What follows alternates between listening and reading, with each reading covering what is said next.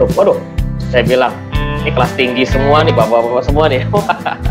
Kelas tinggi semua, jenting semua nih. Nah, first aid itu sebenarnya apa sih? Tolong pertama ya.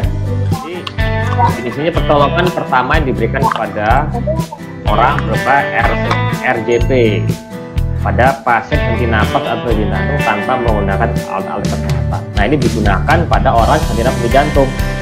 Kita lihat dulu Om, orang itu. Kita lihat orang dulu. Nah, misalnya kita lihat nih, teman kita misalnya ya, Bang, woi Bang. Nah, nadi di mana sih? Di tangan sama di leher ya. Di tangan di mana nih? Di daerah jempol apa daerah kelingking? Pakainya nadi. Kelingking ya? Sini ya, kita lihat. Sini di jempol, sini jempol. Boleh. Coba kita pegang masing-masing. Keraba nggak? Kita terlambat semenit, presentasi kita turun 2%. Terlambat 4 menit, kita probabilitas kita cuma 50%. Lebih dari 10 menit, nah 1% kita keberhasilan kita. Nah di situ kita. Jadi kita nggak boleh terlambat itu untuk nolong orang. Ya, Om Dokter, kita kan ini sering main drop-drop atau loncat-loncat lah sepeda ya. Nah, iya. Biasanya resikonya jatuh tuh Om Dokter. Ya. Nah, pada saat dia jatuh itu kan biasanya ya kita nggak tahu nih mau nolongnya gimana, mau diangkat, mau dilurusin atau gimana gitu. Kadang kan kita tuh kalau main MTB kan kita tracknya di dalam ya, di dalam maksudnya nggak di kota lah, jauh dari jalan raya dan kita emang agak masuk ke hutan lah gitu. Misal di hutan ada kejadian, kejadiannya misalnya emang yang paling sering dan paling parah itu biasanya collarbone sih kalau main MTB. Itu penanganannya gimana sih buat kita nolongin dia gitu? Justru senjata utama kita melawan COVID adalah tubuh kita yang sehat ini.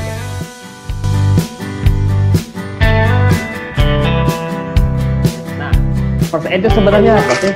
Tolong pertama ya. Tolong pertama nih. Ini Pak, lihat. Pak, ini menyerupai, tapi memang Nah, ini dia. Kita kelihatannya Om ya. Kita namanya berikan basic life support namanya. Jadi definisinya pertolongan pertama yang diberikan kepada orang berupa RJP pada pasien henti napas atau henti jantung tanpa menggunakan alat-alat kesehatan. Nah, ini digunakan pada orang henti napas henti jantung. Kita lihat dulu Om, orang itu. Kita lihat orang dulu. Nah, misalnya kita lihat nih, teman kita misalnya ya, tadi kok apa tadi? Ngomongnya udah mulai ngaco ya, ngomongnya ngelantur, udah nggak konsen. Sambil kita tanya, bang, woi. Nah, artinya apa? Kita lihat responnya dulu. Dia ada respon nggak tuh di situ? Masih nyambung nggak ngomongnya? Kalau udah nggak nyambung, mending stopin. Mending stop, kita istirahatkan. Sambil kita pegang nadi. Bang, woi, bang. Nah, nadi di mana sih? Di tangan sama di leher ya. Di tangan di mana nih? Di daerah jempol apa daerah kelingking? Pakainya nadi. Kelingking ya? Di sini ya, kita lihat. Di sini, di jempol, sini. Jempol. Nah, coba kita pegang masing-masing. Keraba nggak? Nah, di sini, tangan di sini. Keraba nggak nadinya? Keraba ya? Ya.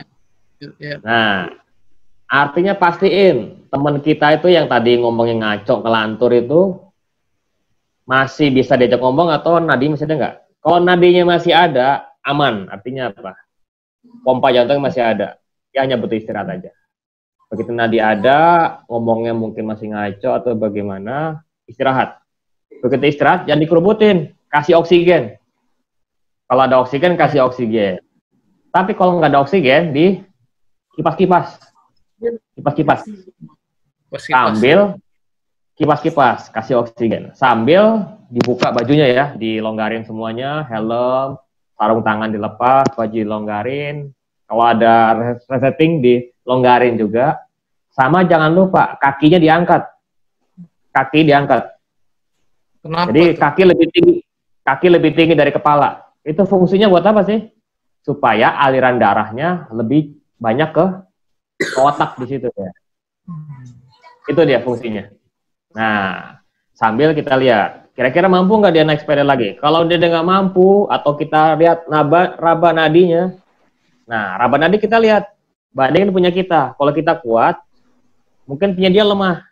Kalau nadinya lemah, artinya apa? Pompa jantungnya udah mulai lemah nih.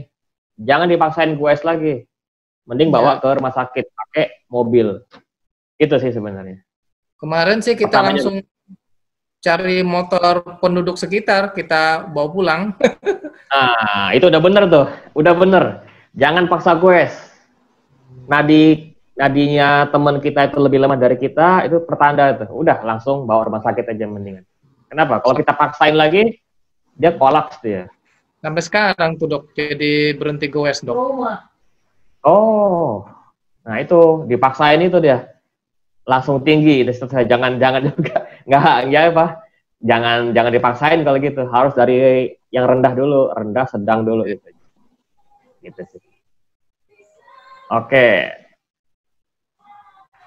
kita sharing lagi ya. Ini kelihatan Om, kelihatan nggak ini kita? Kelihatan.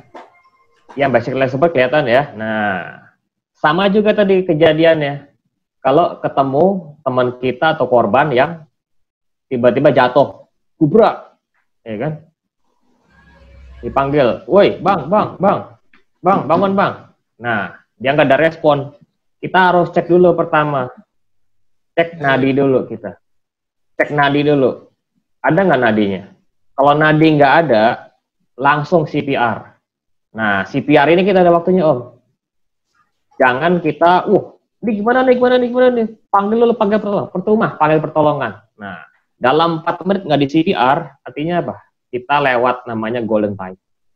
Nah, golden time itu lewat, artinya apa? Otaknya bisa rusak. Satu saat dia bisa kembali lagi hidup, tapi otak kita udah rusak. Karena apa? Dengan dia 4 menit nggak di CPR, artinya apa? Jantungnya berhenti kan? Jantung berhenti, otomatis aliran darah ke otak juga berhenti kan? Nah, aliran darah ke otak berhenti itu yang membuat dia namanya mati otak dia. Nah, itu yang kita hindari. Nah, supaya nggak mati batang otak ya Pak, gimana? Langsung kita CPR. Begitu dipanggil nggak respon, nadi nggak keraba, udah nggak usah babi bu lagi. Langsung aja, langsung CPR. Karena kenapa? Ini dia. Kita terlambat semenit, persentase kita turun 2%. Terlambat 4 menit, kita probabilitas kita cuma 50%. Lebih dari 10 menit, nah, 1% kita keberhasilan kita. Nah, di situ kita. Jadi kita nggak boleh terlambat itu untuk nolong orang di situ. Nah, langkahnya apa tadi? Ya, danger. Kita singkatnya DRCAB ya, danger, respon, compression, airway, breathing. Kita lihat di sini. Ya. Danger, yakinkan aman, semuanya aman ya, nggak ada bahaya segala macam. Responnya panggil-panggil, Pak, Bu, Pak, nggak ada respon, langsung kita compression. Ini dia compression. Jadi kita lihat kompresi di mana sih? Di tengah-tengah sini kompresinya kita. Di kompresi sini. Nah, tengah-tengah tuh di mana? Ada yang tahu nggak, Bapak Ibu? Mana tuh? Nah, kalau cowok kan ada puting ini 2 nih. Tengah-tengah kita jantung sini. Tekan di sini, tekan nih. Nah itu, tengah-tengah jantung, antara 2 puting, tengah-tengahnya, nah ini dia tengahnya. Nah itu kalau cowok. Tapi kalau cewek, tergantung umurnya. Umur berapa dulu dia. Kalau masih muda, masih tengah. Kalau udah tua, bisa di sini dia. Tapi intinya begini. Intinya. Kalau kita ada ulu hati ya. Kenapa? Turun berarti dok ya? Turun yang. Sebenarnya nggak turun. Tapi patokannya kalau cewek, patokan jangan tete. Patokannya. Patokannya ulu hati bang. Ulu hati, di sini ulu hati, 4 jari ulu hati. Nah dia. Kan ada ulu hati ya di sini ya, tengah-tengah ya. Iya. Ulu hati tengah-tengah gini. Nah 4 jari di atas. Nah ini dia. Nah tekan di situ dia. Tekan. Nanti nggak patah ya dok yang itu ya dok ya? Ada tulang di situ ya dok? Jangan khawatir bang. Jangan khawatir patah. Nah di antara sambungan ini, coba saya sharing lagi ya. Nah, kenapa nggak patah? Nah, ini kan kita di sini nih. Nah, di sini namanya tulang rawan, Om. Ini tulang rawan, ini elastis nih. Jadi kalau kita pencet di sini, dia akan ini, apa? Kayak per gitu. Yut. Jangan khawatir patah, Om. Pencet aja, tekan. Terus 30 kali. Tuh, 2, 3, 4, 5 sampai 30 kali. Nah, terus saja. Nah, terus pencet terus. Sampai kapan? Sampai bantuan datang. Nah, kalau di TV-TV kan ada namanya airway breathing ya. Nah, ini nggak usah bagi kita. Kalau orang awam nggak usah kasih airway. Langsung aja. Ini nggak perlu dilakukan ini. Ini kalau di rumah sakit dilakukan. Kalau di kita nggak perlu langsung CPR terus. Sampai kapan? Nah, ini dia. Sampai tanda-tanda muncul, tanda-tanda sirkulasi spontan muncul ya. Batuk, muntah, muncul gerakan, atau datang bantuan medis, atau kita kelelahan. Nah, itu dia. Stop. Itu dia. Kira-kira gitu sih ininya awalnya. Nah, kalau sudah di rumah sakit, kita ini strum. Namanya kostrum lagi AED. Kita pasang AED. Artinya apa dengan AED itu? Jantungnya perlu disetrum supaya timbul lagi. Nah, AED tahu lah ya, di sini kadang-kadang di tempat umum ada segala macam. Nah, ini dia. Kelihatan Om ya, gambar-gambar jantung kelihatan ya? Kalau ada disuntik cairan itu apa, Dok? Itu beda lagi. Itu artinya udah advance Om, udah advance lagi. Artinya apa? Itu mungkin ini cairan ini bisa juga kalau orang sakit jantung tuh obat pengencer darah. Supaya ini kan penyebab henti jantung kadang-kadang blokade darah beku itu. Nah, darah beku itu dimasukkan darah kita pembuluh darahnya dimasukin cairan pengencer darah supaya nggak ada blokade. Nah, kenapa orang bisa kolaps? Kadang-kadang gini antara dua, antara dia asistol atau dia ventricle itu. Jadi jantung gini dia jantungnya, debar-debar tuh. Ini harus disetrum nih di AED. Tapi kalau jantungnya dia diam aja, asistol, nah dia dipompa. Nah, antara ventricle fibrilasi sama asistol itu sama dia. Kalau kita raba heart rate-nya, nggak keraba dia, sama sekali nggak keraba. Nah, dengan pasang AED itu, kita tahu nih, apakah iramanya itu ventricle fibrilasi atau irama itu asistol dia. Nah, kalau dia kiranya ventricle fibrilasi, dia akan ngasih tahu, shock, jeder, supaya jantungnya berhenti sebentar, sehingga dipompa lagi. Nah, tapi kalau dia asistol, mesin itu dia akan ngomong dia. Ya, pasti ngomongnya keep CPR, artinya tetap pompa jantung terus. Ini sih. Kira-kira ada gambaran nggak tentang jantung? Ya, udah selesai. Tapi sudah lebih dari jam. Artinya kurang jelas. Jadi sebenarnya gampang aja sih untuk tentukan orang itu masih bernyawa apa enggak. Lihat ininya aja Om. Lihat nadinya aja kita lihat. Kalau nadinya masih ada, berarti aman. Dia masih bisa survive lah ya. Tapi kalau kita rabar, nadinya nggak ada, nah itu dia. Nadinya nggak ada respon, harus langsung di CPR di situ. Itu sih kira-kira tentang CPR. Saya ada pengalaman ini sih Dok dulu. Jadi ketika saya ada pemboran ya, eksplorasi lah di ini di remote area lah di hutan kan. Iya. Flying camp gitulah. Nah ini flying camp ya. Ada salah satu staf ya kayaknya kena serangan jantung kali ya. Tapi sambil tidur gitu. Di sebelah saya juga lagi istirahat tiduran siang. Tiba-tiba orang itu tidak bernapas lagi gitu. Saya detect nadi sama ininya juga nggak ada gitu. Saya tempel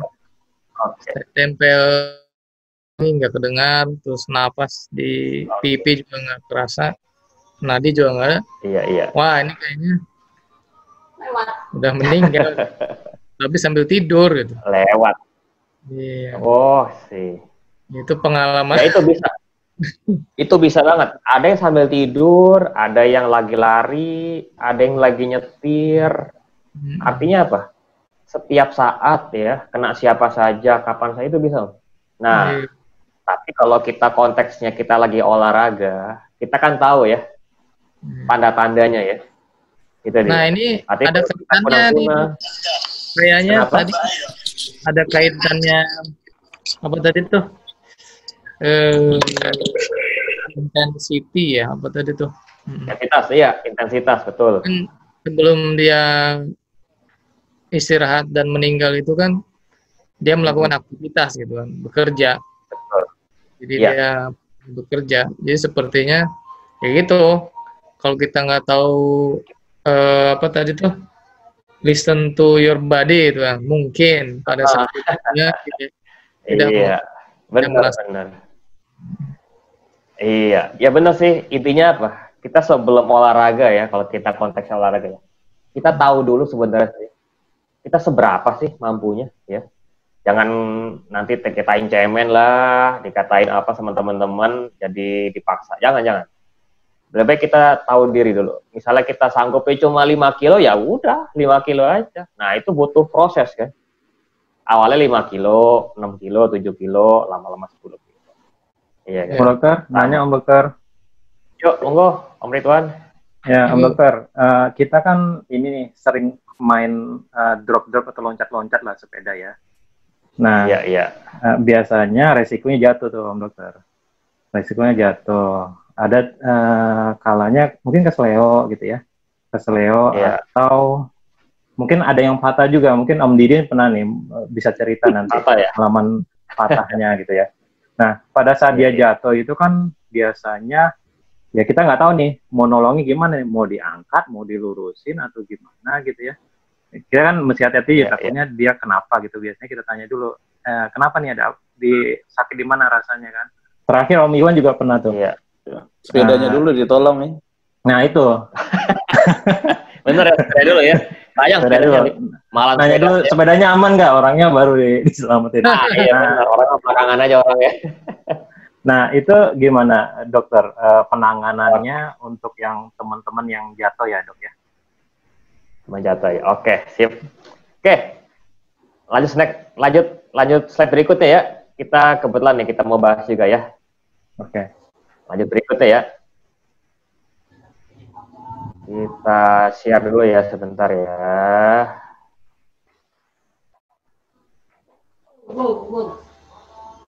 Nah, udah kelihatan nggak Om? Udah kelihatan belum? Belum.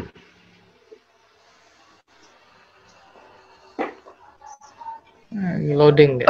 Udah kelihatan? Lagi loading ya? Ya, sudah. Udah ya, oke. Itu namanya fraktur ya, Om Ridwan tadi ya.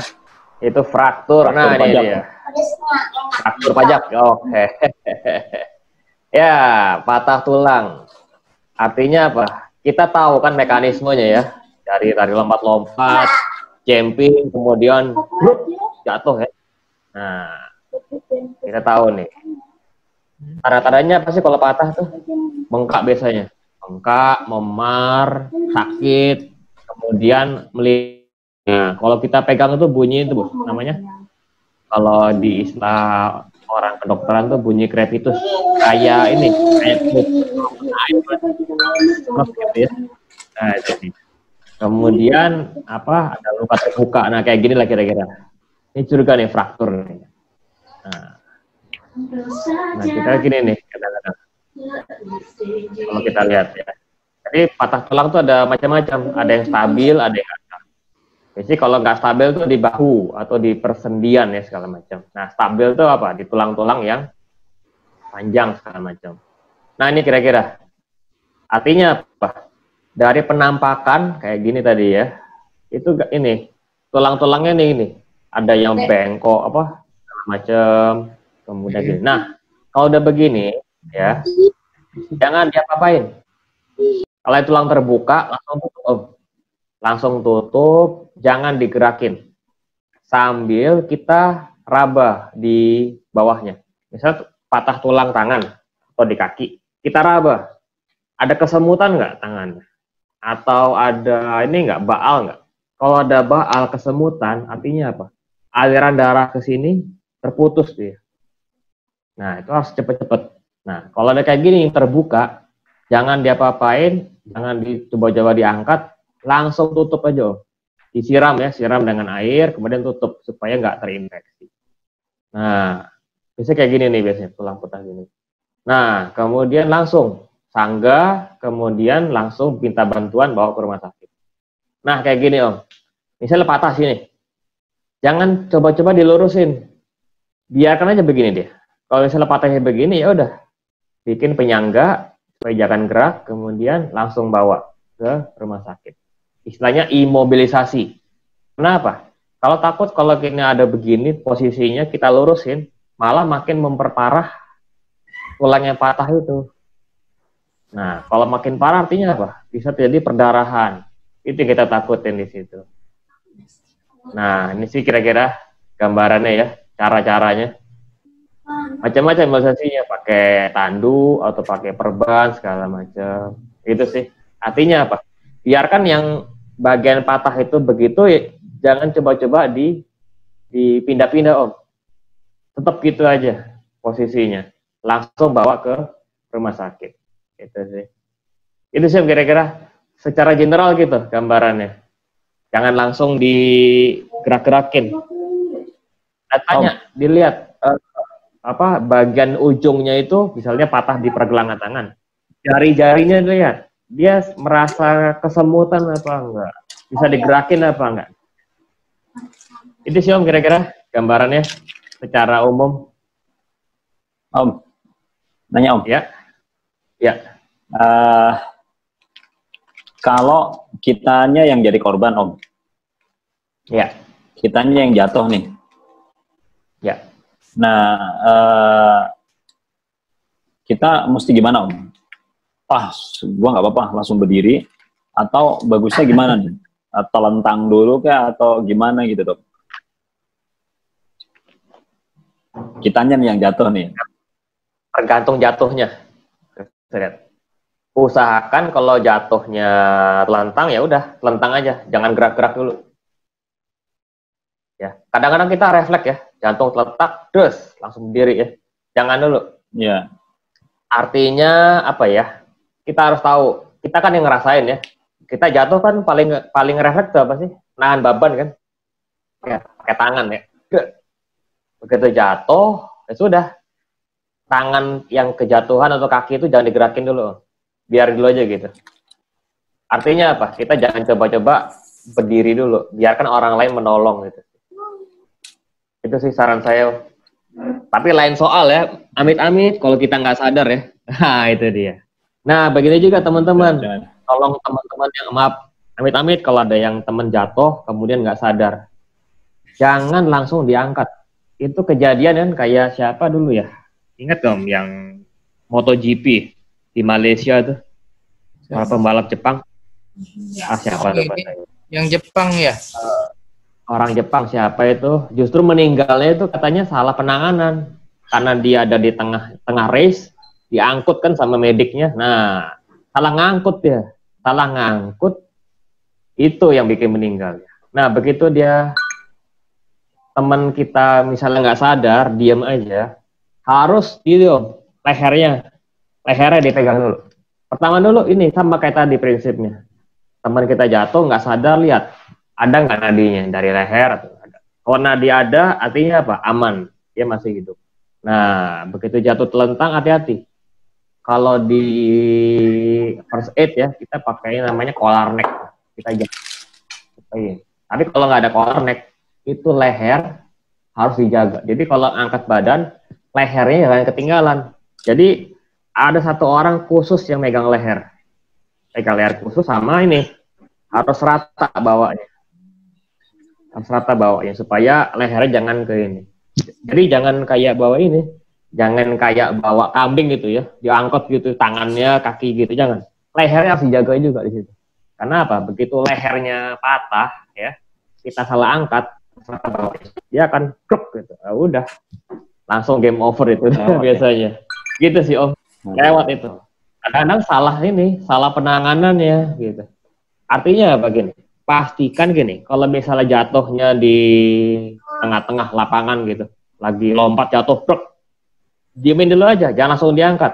Periksa nadinya dulu. Nadi diraba, kenapa? Itu lehernya, udah. Kita minimal bertiga atau berempat lah ngangkutnya itu. Dan lehernya diangkut gini, ditahan gini. Supaya kalau bisa jatuhnya di lompat jatuh truk, diemin dulu aja, jangan langsung diangkat. Periksa nadinya. Enak sih ketemu gitu ya, langsung praktek ya.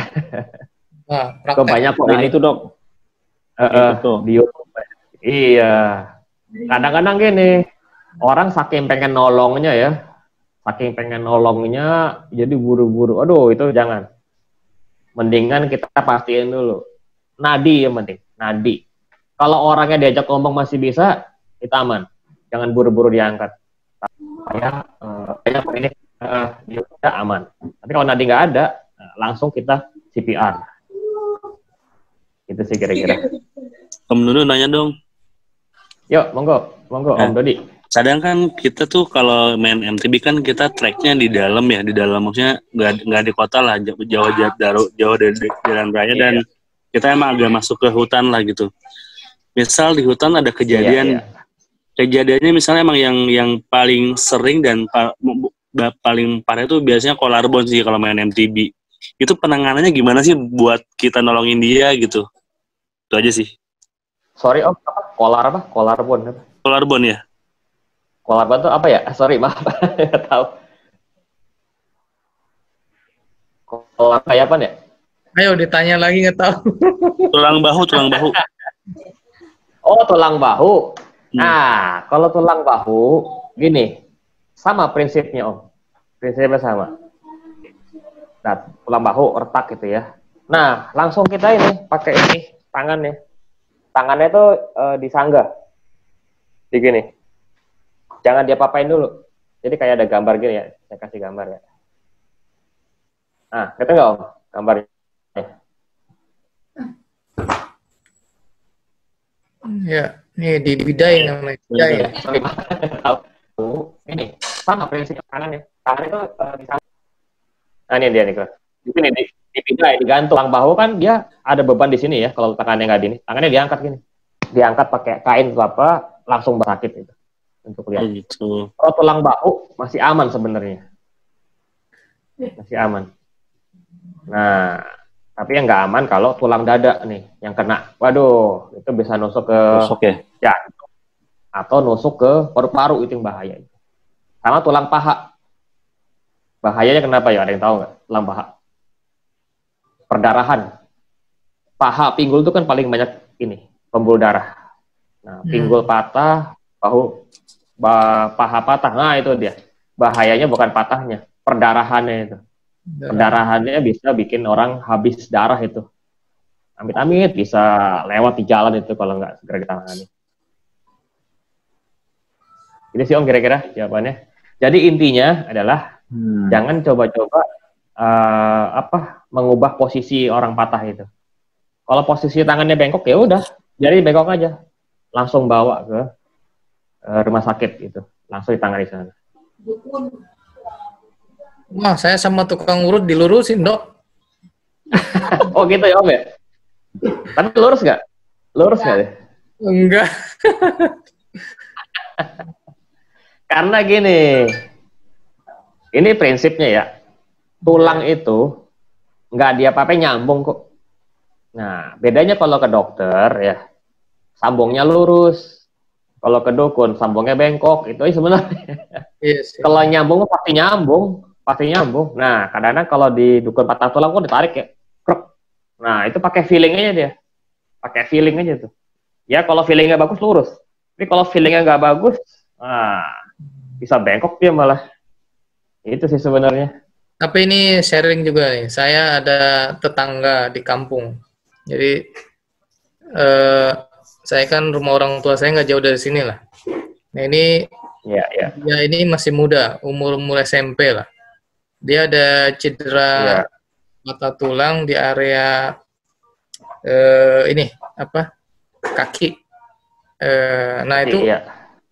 Nah itu dia ke tukang urut aja. Ternyata sekian lama, nggak lama sih, hitungannya cuma bulan ya.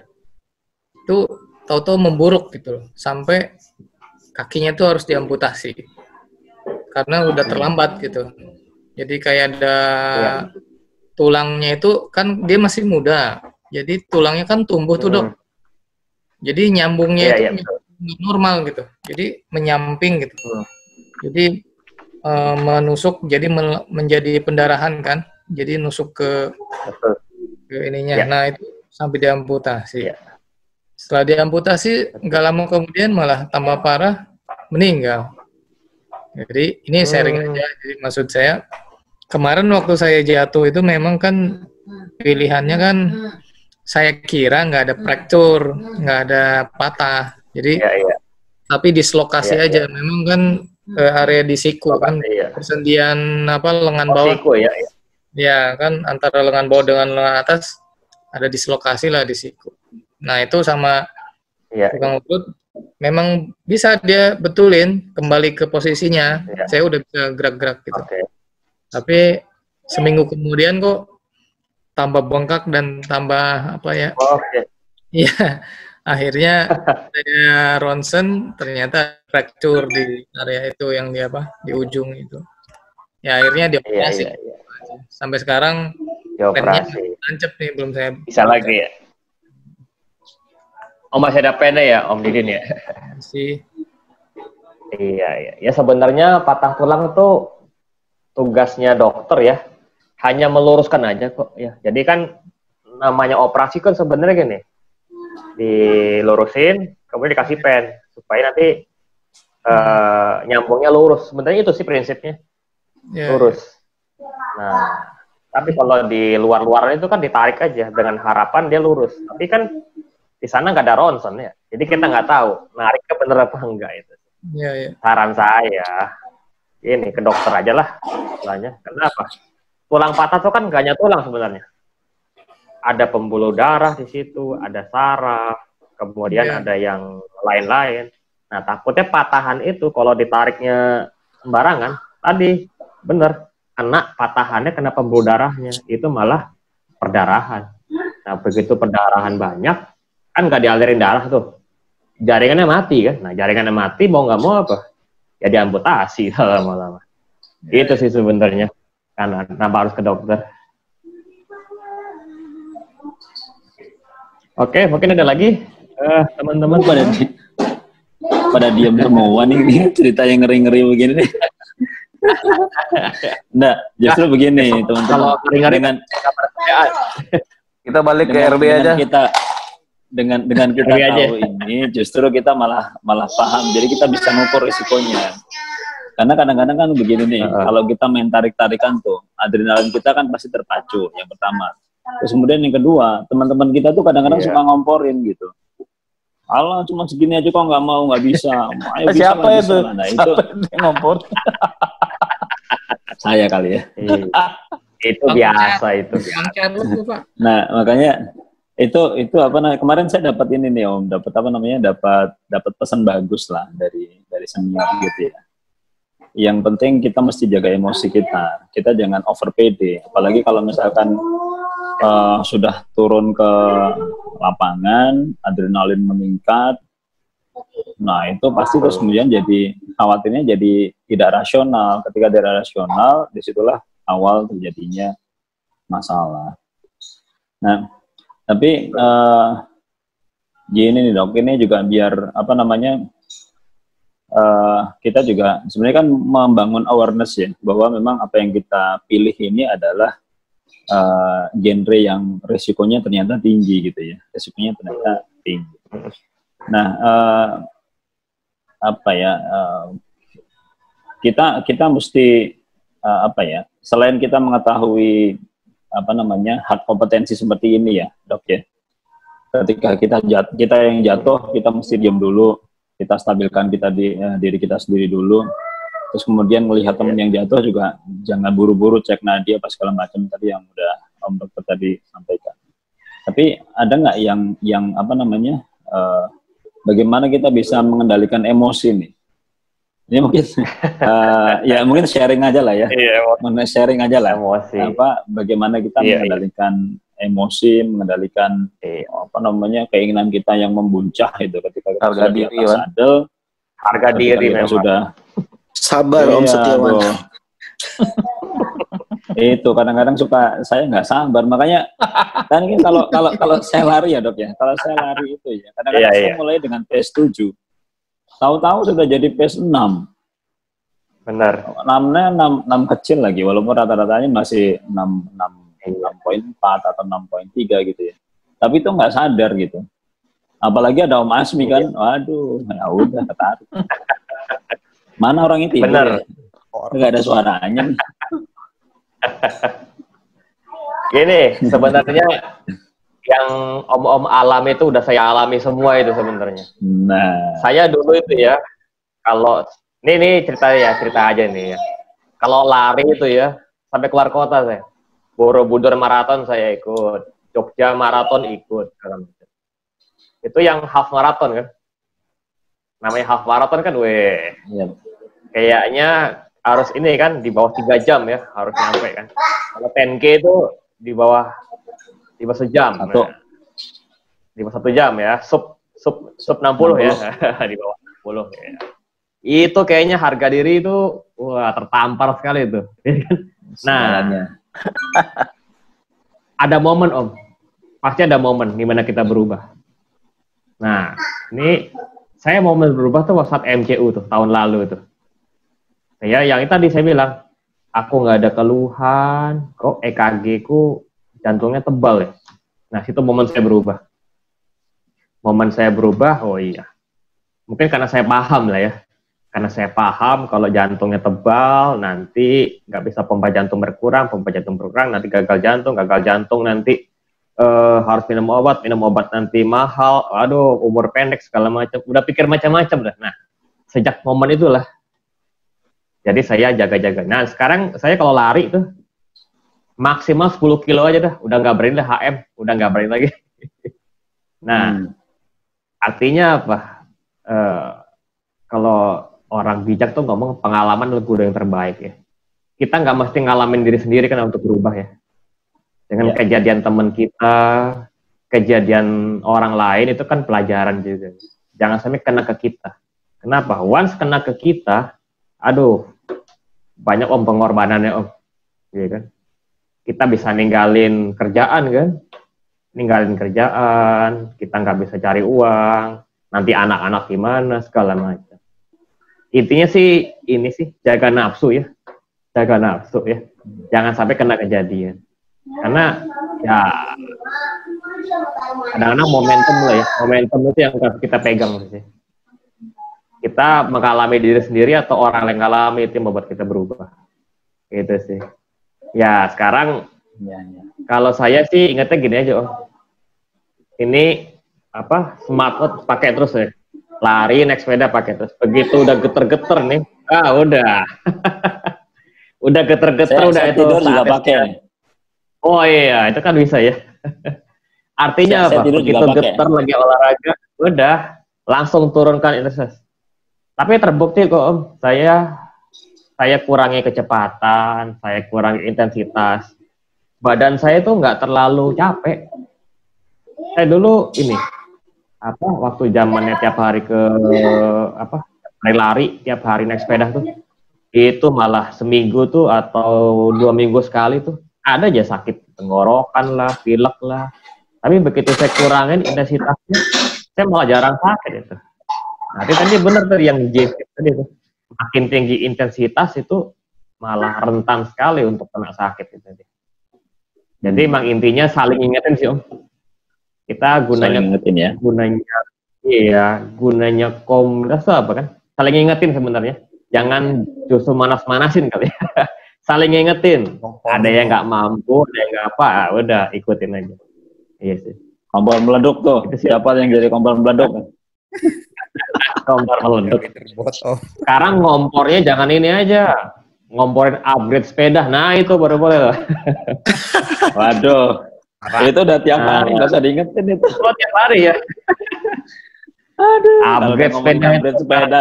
Tuh, Kang. Itu tuh sebenarnya Kang Didin di belakang ada sepedanya itu habis di-upgrade Om. Dia pengen nunjukin ke kita tuh. Oh gitu. Sepedanya di yang belakang merah tuh di-upgrade itu. Apa yang di-upgrade tuh? Upgrade sepeda sekarang, godaan ya sekarang. Lagi mahal Kang Om. Didin kalau ngomong jangan di mute doang, itu di unmute dulu, itu nggak kedengeran Oh suaranya. iya, sorry. Enggak, itu sepeda buat Wah, itu sepedanya. Mantap itu. Keren itu. bawa temen tidur dok. Wah, itu dia ada bantalnya itu. Nyari yang lain Bukannya nggak berani ya Om ya? Bukannya meluk istri, meluk sepeda ya sekarang ya. Itu artinya dia kebanyakan goes, nggak boleh tidur tidur di sofa sama sepeda. Udah jam 10 ya. Iya, nggak kerasa ya. Oke, ada lagi teman-teman. Gimana Bang Om Jarlo? Joko, nanya Yang Om lain juga Joko. boleh. Om Charles, Kalau ada yang lain juga boleh, Om Amin. silakan. nanya. Ini nih, terutama gini nih Dok. Kita nih tanggal 25 besok kan insya Allah kan kita ada rencana turun nih ke trek nih. Mau ngajakin Kita Mas Nuno ya? Mau ke Cihideng nih. Nah, Oh, Cihideng. Cihideng ya. Kita pengen nanya gini nih, kira-kira kalau safety gear pastilah ya. Safety gear itu udah pasti udah mandatory lah. Tapi kira-kira alat P3K apa nih yang minimal kita mesti bawa nih?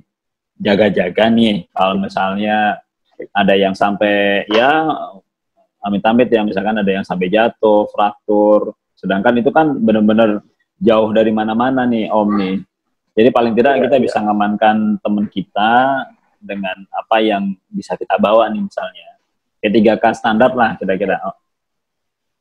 P3K standar ya. Ya gini, apa ya? Yang udah pasti tuh kayak kain-kain loh, kayak kain segitiga loh, kain mitela tuh ya segitiga itu. Kain mitela ya. Kain tempat. Kain mitela itu. Kemudian apa namanya? Kalau ada bidai itu kayak inilah, kayak kayu-kayu itu atau bekas karton apa bekas kardus tuh, di kardusnya agak tebel ya, dipotong-potong sesuai panjangnya tangan atau kaki ya. Itu satu. Kedua ya kayak betadine, plester gitu kan. Gitu sih. Yang paling apa dicoba. Sama ini Om, kalau bisa Om beli botol apa infus tuh, NaCl namanya. Oh, NaCl ya. Nah, itu gunanya buat apa? Kalau luka, kan luka tuh kotor. Itu pakai itu bersihinnya, pakai NaCl itu. Sama pakai bawa kasa ya. Kasa. Jadi kalau ada luka segala macam itu yang dipakai di gerojok itu aja. Di gerojok itu untuk bersihin luka. Nanti kalau udah bersih baru ditutup sama kasa, sama baru pakai Tensoplas gitu. Sih paling. Oh, ya paling obat-obatan ya. Standar lah ya. Om Ridwan jangan lupa ya itu ya. Iya. Bagian paling gua gitu ya sih. yang bawa ya. Iya, P3K. Oh. Dok, Ya, Iya. buat ngikat nanti ban dalam bisa buat jadi ngikat. Nah, iya, dalam. Benar. Itu apa aja bisa sebenarnya ban dalam. Kain selampe juga bisa. kaos jersey juga bisa itu. Oh ya, off jersey juga bisa itu. Benar-benar. Tadi Om, saya ulang lagi Om, saya ketinggalan nyaret nih. Tadi kain segitiga, NaCl, kasa, ini tuh bersihkan luka, bidai, kemudian kardus ya, plester ya, plaster ya.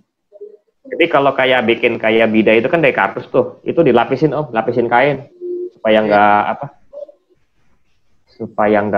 apa namanya, ya kasar lah ya. Di kantor itu gimana Dok? Oh itu mahal Om.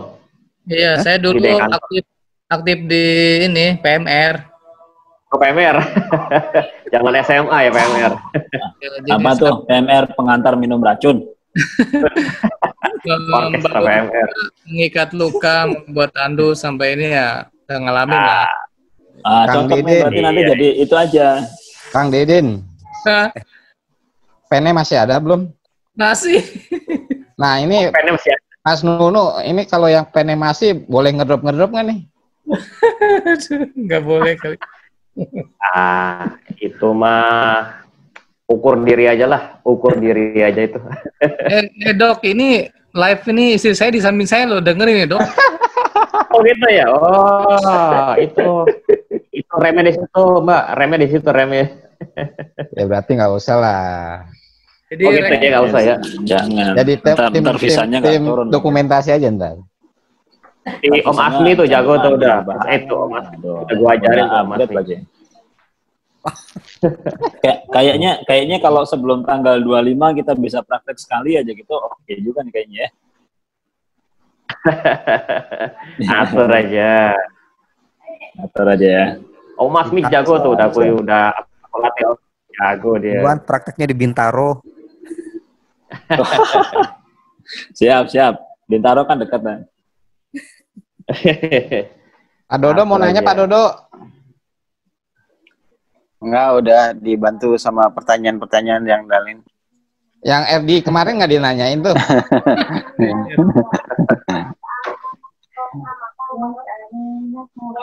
Oke, ada lagi teman-teman. Ada lagi nggak?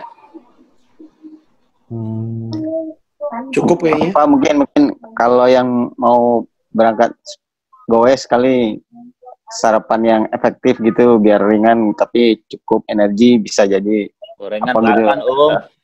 Jangan dong. Sarapan ya. Biasanya ini dia sarapan. Kalau nasi Biasanya uduk boleh ya Om ya. Tengah hari baru ketemu nasi uduk biasanya tengah harinya, tapi paginya belum sempat biasanya. Kan tujuan gue kan mau sarapan kan sebenarnya. Sebenarnya mah gini. Yang ideal tuh sebenarnya kan 2 jam sebelum goes ya udah makan sebenarnya. Ya kan? Atau mungkin kalau yang nggak biasa sarapan ya, yang artinya yang nggak bisa ketemu nasi kan pakai roti sejam sebelum goes itu minum susu cukup lah sebenarnya. Nah tapi kalau goes lama 2 jam gitu, nah habis goes itu harus makan lah untuk kembaliin energi yang hilang ya sebenarnya. Ya sebenarnya gini, jangan makan terlalu kenyang lah ya. Artinya apa? Kalau terlalu kenyang, kita goes atau lari itu kan mual ya, malah muntah nanti. Secukupnya aja lah. Jadi kayak sejam sebelum goes tuh roti setangkep sama teh manis itu cukup lah. Nanti baru di sana 2 jam baru makan lagi, makan berat. Gitu sih Om sebenarnya. Om Nono. Sama jangan bawa minuman ya sebenarnya. Kalau air putih sama teh itu bagusan mana ya kalau untuk goes itu? Mari Om, apa? Teh sama apa tadi? Air putih sama teh itu bagusan mana kalau buat goes itu kalau minum? Goes. Nah, pertanyaan bagus nih. Bagus mana? Air putih. Nah, kalau air putih itu kan fungsinya merehidrasi ya, menggantikan cairan yang hilang. Nah, tapi kalau teh manis itu kan sebenarnya sumber tenaga. Disesuaikan aja Om sebenarnya. Soalnya dulu kemarin nggak tuh ada yang lebih bagus. Sama-sama bagus. Kemarin tuh sempat ini ngerasain kayak sakit di ginjal itu gara-gara minum teh itu atau gimana itu ya? Nah, itu kurang cairan tuh. Kurang cairan kalau ginjal ya?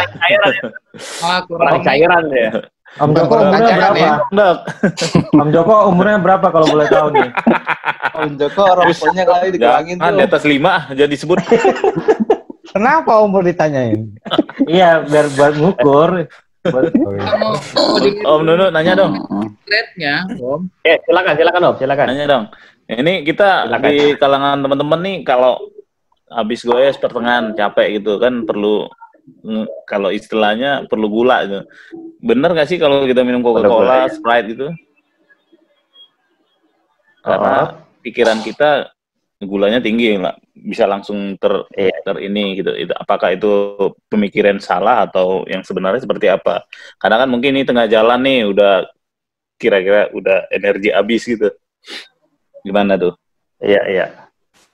Oke. Nah, Coca-Cola, Sprite itu kan sebenarnya gula apa ya istilahnya? Gula sederhana ya. Gula yang gampang dijadikan energi sebenarnya. Nah, kalau konteksnya goes, udah capek-capek Coca-Cola, sebenarnya sih nggak ada masalah. Karena apa? Kita kan udah habis energi ya. Energinya habis. Nah, dengan minum Coca-Cola dengan yang gula sederhana itu kan energinya gampang lagi dimasukin. Nah, yang jadi masalah adalah sodanya itu. Sodanya itu bikin kembung kadang-kadang. Itu dia. Ya artinya kalau hanya minum seteguk aja sih nggak apa-apa lah. Oh gitu. Nah, tapi ini ada lagi nih Om. Ini apa istilahnya ya? Triks, bukan triks ya. Kebiasaan. Jadi gini, begitu kita, ini saya kan lari ya. Saya terus terang kebanyakan lari dibandingkan naik sepeda. Begitu lari itu ya, lari udah mencapai kilometer 6, 5 lah, 5, 6. Itu minum sedikit Coca-Cola, kayak energi tambah. Itu nggak tahu kenapa. Mungkin psikis saja kali ya. Tapi sih kalau konteksnya habis naik sepeda sih, nggak apa-apa. Masih aman lah ya. Nggak ada masalah. Masih aman, nggak ada masalah. Cuma tadi hati-hati kalau punya asam lambung berlebih. Oke. Kadang-kadang itu yang sodanya itu yang bikin sakit lambung sih. Aman aja Om. Oke, thank you Om. Yuk, sama-sama Om Charles. Om, minum es selama olahraga itu boleh nggak? Minum es selama olahraga. Gini, es sebenarnya nggak ngaruh. Boleh-boleh aja. Nggak ada masalah. Cuma bagi orang yang ini sering radang. Saya tipikal orang yang nggak bisa minum es. Karena begitu saya minum es langsung radang. Tapi kalau orang yang kuat-kuat aja, nggak ada masalah, minum aja. Nggak ada masalah ya? Nggak ada masalah. Karena kalau habis ke Bukit Batu itu, es jeruk tomatnya enak banget itu. Lanjutkan. Belum pernah kan? Enak banget itu. Saya kalau jadi ingat kalau ke JPG itu saya minumnya apa yuk? Jahe hangat. Waduh enak banget di warung Mpok itu. Iya. Tapi sih nggak apa-apa. Boleh minum es sih nggak ada masalah. Nggak ada masalah ya? Nggak ada masalah. Oke. Oke, baik. Gimana? Oke, ada lagi. Menarik ini obrolan ini, menarik ini sebenarnya nih. Menarik. Dari menarik karena banyak pencerahan ini. Ya. Oke. Jadi memang kan ya Dok ya, apa namanya, kalau misalnya kita merasa kembali ke HP tadi ya, merasa kita sudah berada di posisi kepayahan gitu ya, artinya hati kita sudah maksimal gitu, kita jangan langsung tiba-tiba berhenti ya Dok, mesti berangsur-angsur ya, menurunkan heart rate itu ya. Bertahap. Jadi saya terus saya waktu itu gini, pengalaman saya tepat sebelum pandemi itu kan saya ada event Bromo itu, Bromocom. Bromo, oke. Ya. Bromocom itu. Jadi saya itu selalu monitor di Garmin saya itu, saya kan pakai chest strap itu dengan Garmin yang di handlebar itu, kan selalu saya bisa lihat kapan saja saya mau. Itu ketika saya sudah merasa payah gitu ya, saya berhenti, terus kemudian saya istirahat sebentar. Cuman saya pakai feeling aja nih, saya nanti akan jalan lagi ketika heart rate saya udah 130 misalnya. Nah, tapi itu cuma by feeling saja. Ada nggak misalnya heart rate yang tepat, kapan kita bisa mulai aktivitas setelah kita turunkan heart rate yang sudah terlalu tinggi itu? Berapa nih kira-kira angkanya, berapa persen dari maksimum lah? Oke Om, kita pakai patokan aja Om. Kita balik ke slide lagi ya. kita patokannya aja, kita mulai lagi, kita coba HT ke 60% aja Om, mulainya. 60% ya? 60%, kita coba, kita ke slide tadi ya. Berarti kalau 60% aja. Nah, oh, di 108 ya. Iya, jadi berarti kayak di heart rate warming up ya? Warming up, bener. Nah, warming up itu kan sebenarnya kita apa istilahnya ya? Kita balik lagi ke heart rate yang ke ini ya. Ini kita lihat. Nah, kelihatan nggak Om ya? 60, 65 lah ya. 65 lah. Di situ ya. Udah, kita masuk kenapa? Kalau 65 tuh artinya udah masuk keringan kan? Kalau kita biasa main di 80 segala macam di sini kan beratnya. Kita 65 aja. 65 artinya apa? Kita udah start lagi. Dengan catatan apa? Kita kalau udah terbiasa berat, ringan itu kan sebenarnya fase-fase tadi bener warming up kan. Kita belum masuk ke jatuh ke dalam fase yang lebih dalam lagi kan. Sebelum kita turun terlalu jauh, ya kita sudah jalan lagi. Nah, di situ kita udah bisa lihat lagi sih, bisa naik lagi di situ.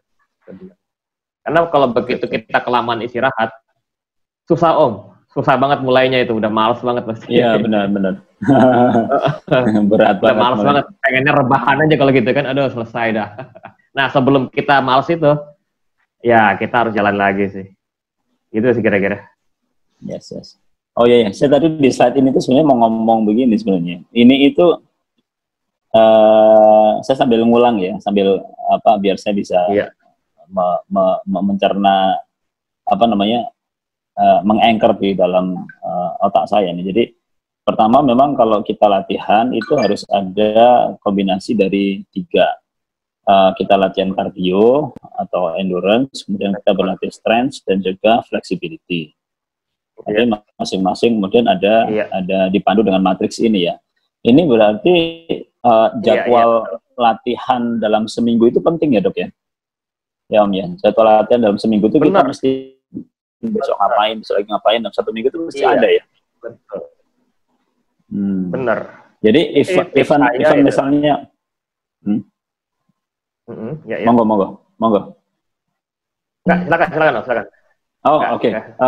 Artinya begini ya, bolehlah misalkan kita punya aktivitas berat di Sabtu dan Minggu, karena disitulah waktu yang biasanya kita semua longgar kan ya. Bisa ya, let's say misalnya bisa setengah hari, which is kalau misalkan mulai jam 6 kan sampai jam 12 kan 6 jam kan ya. Tetapi juga jangan lupakan Senin, Selasa, Rabu sampai dengan hari Jumat itu mesti ada latihan strength dan juga flexibility ya Om ya. Iya betul. Oke. Om bisa ini nggak Om, bisa kasih semacam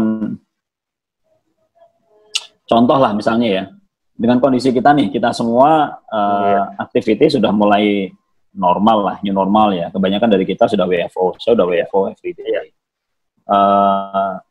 Sabtu Minggu ya itu tadi waktu. Nah baiknya gimana nih Om? Senin saya harus ngapain, Selasa harus ngapain, Rabu, Kamis, Jumat.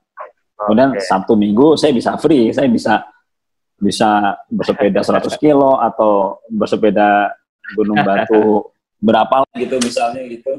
Nah, bisa nggak Om? Kasar aja lah. Misalnya nih ya, kita core-nya apa sih? Sabtu Minggu ya, anggap Sabtu ya. Sabtu kita sepedaan misalnya ya, lama kan tuh, setengah hari ya, 6 jam kira-kira ya. Nah, Minggu tuh istirahat Om, Sunday itu istirahat, harus istirahat. Nah, Minggu, kita jangan kardio lagi, kita harus muscle, kita strength minggunya.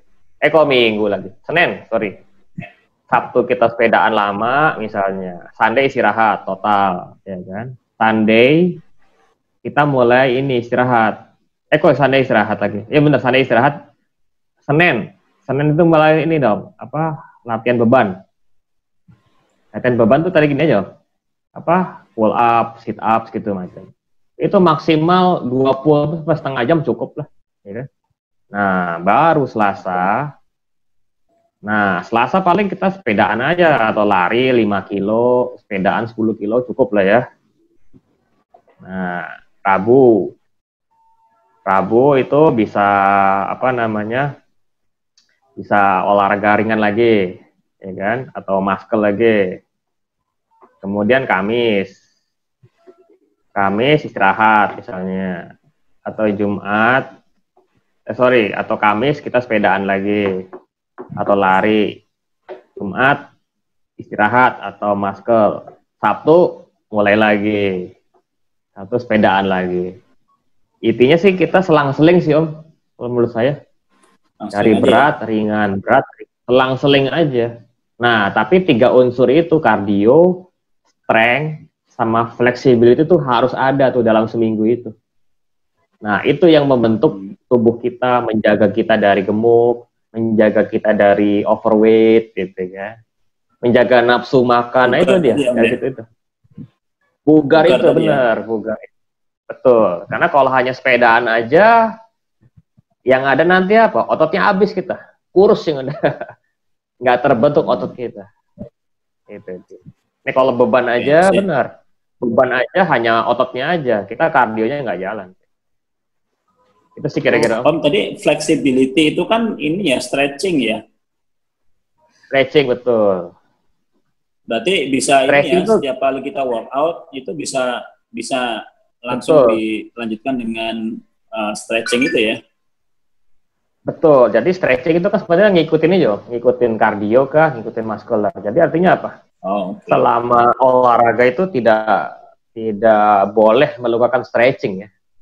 Nah, sebenarnya stretching itu kan fungsinya buat apa sih? Untuk mencegah cedera kan sebenarnya. Jadi ya istilahnya stretching itu minimal 5 menit lah ya. 5-10 menit lah sebelum olahraga itu harus stretching dulu tuh. Sama setelah olahraga jangan lupa cooling down. Gitu sebenarnya sih buat mencegah cedera.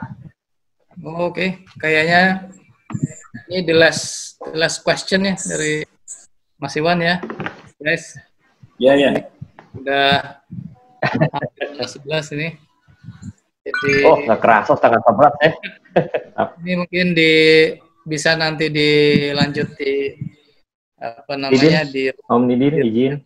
Gimana Pak Ridwan? Iya, teman-teman ini kita mau lagi record, jadi teman-teman minta tolong di-on-in kameranya biar. Oke, siap. Om Mamin sebelum kita closing, Om Aris, Om Dodi, bisa nggak di-on-in? Buat dia ini nih closing nih. Om Dodi kemana nih ya? Tidur kali ya. Pak Aris juga udah nggak ada nih. Om Dodi ngomong. Om Mamin baru bangun. Itu Om Arif itu ada kumisnya itu sekarang ya? Ini bulu hidung Om. Oke. Aduh, kaget saya muncul gitu. Oke, Om Didin silakan. Ya. Ini sambil ini saya rangkum aja ya Pak Nunu. Jadi ya. Sebetulnya ini program yang menarik dan ini menurut saya perlu wajib dilanjutkan lah untuk next topik-topik berikutnya gitu ya. Jadi jangan berhenti di sini maksudnya. Karena pasti nanti mungkin dari kasus yang ada bisa diangkat gitu kan. Nggak hanya dari materinya tapi mungkin langsung dari prakteknya apa gimana. Ini pesertanya juga lumayan nih Pak Ridwan, lapor Pak Ketum nih. Saya catat ini hampir semua ya yang hadir kecuali ada Pak Surya sama Pak Sigit ya. Ini saya rangkum ada beberapa poin-poin ya. Jadi memang untuk berolahraga kan ada rule-nya, ada panduannya lah ya. Tadi seperti yang sudah disampaikan oleh Pak Nunu, Dr. Nunu. Jadi kita anggap olahraga itu jangan ini ya, tapi itu jadi sebuah kebutuhan lah. Jadi melakukannya tidak. Iya, jadi nah di sini juga ada catatannya sehat dan bugar gitu. Nah, ini kemudian ada unsur-unsur untuk itunya juga tadi yang dicecer terus tuh sama Mas Iwan tuh, yang ada kardionya atau endurance, strength, flexibility ya kan. Gimana cara mengatur schedule dalam 1 minggu itu untuk mengatur itu berapalah gininya. Itu tadi sudah dibahas juga oleh Pak Nunu. Kemudian dari teman-teman lain ada pertanyaan-pertanyaan menarik kayak Mas Arif tadi kan, kok bisa over tuh ininya olahraganya tadi udah dijelaskan juga. Kemudian mengenai heart rate tadi ini cukup menarik sebenarnya. Saya buat saya baru ini kalau mengenai heart rate karena saya nggak pernah ukur berolahraga, ini menarik. Kemudian tadi Mas Aris juga ada nanya mengenai penanganan, terus Kang Dodi juga kalau kita di remote area kan lagi goes, lagi downhill gitu kan, apa tadi penanganan first aid-nya lah istilahnya. Kemudian Pak Charles juga tadi nanya mengenai yang tadi apa gula ya, Coca-Cola. Boleh Kang, Coca-Cola ini Coca-Cola. Pertanyaan-pertanyaan ini agak semua tuh sebenarnya terjadi gitu di aktualnya. Nyata. Iya. Tadi Pak Jokowi juga nanya kok ini air putih sama teh manis bagus mana? Itu kan sudah dijawab tadi sama Dokter Nunu. Kalau untuk teh manis kan untuk kebutuhan energinya mungkin ya, tenaganya ya. Kemudian yang menarik juga tadi misalnya sitting is the new smoking. Nah, ini menurut saya ini baru juga buat saya. Karena kan tadi saya fokusnya ke smokingnya, kok ternyata ini untuk istilah ini aja apa namanya? Ini nyindir orang-orang yang kerja di ruangan kali ya. Karena saya pernah gara-gara itu, saya kan biasa kerja di outdoor, Dok. Saya orang lapangan eksplorasi. Tapi ketika saya pernah di head office sekian tahun, bener. Ini malah wasiran, Dok. Iya. Benar itu. Ya itu. Ya ini terus tadi mengenai first aid juga ini perlu ada lanjutan programnya. Mas Iwan juga udah lempar ya ininya bahwa kita nih perlu ada ini nih, perlu ada prakteknya gitu kan. Ini kita tunggu deh waktu schedule-nya kapan. Kapan lah. Terus tadi yang satu, nah ini golden time yang untuk first aid tadi yang orang kena serangan jantung atau apa itu. Jadi jadi nggak boleh dari 4 menit tadi ya. Kalau habis itu bisa merusak otak dan segala macam.